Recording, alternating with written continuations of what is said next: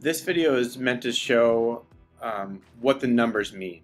So you can see here we got the negative 101, negative 9, negative 9, negative 15, and then 25%. These are just fields that are on our demo account. But what this means, so these negative numbers are for our watermark sensors.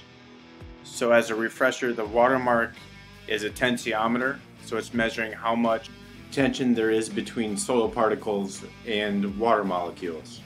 So if you think about drinking a beverage through a straw, the tensiometer will measure how hard you'd have to work to extract the beverage from a glass.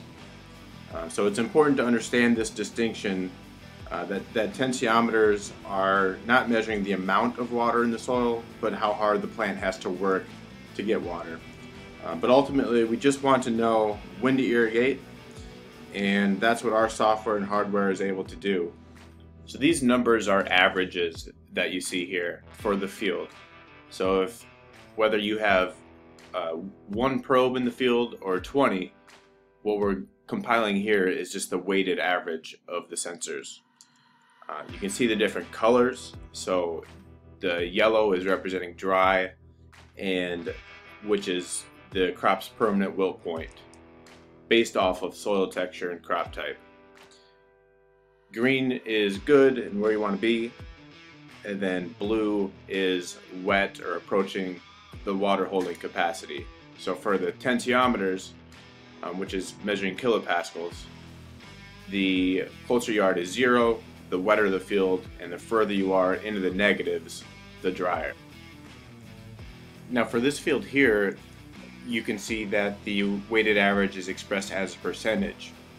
So this is our Centec probe, and it's a capacitance-based probe which is measuring the volumetric soil moisture, or how much water is actually in the soil. So that will always be expressed as a percentage.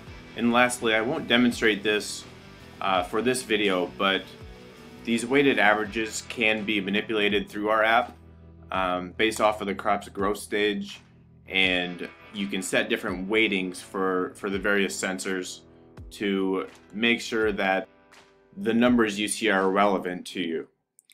For instance, if you're in the first 30 days of the growth stage and you have a 3 or 4 foot probe, you probably don't base any irrigation decisions off of what's going on 3 or 4 foot below the surface of the soil that doesn't have that root development. So it would be a good idea to set a management plan, which I'll go through later, to make sure that we're factoring that in.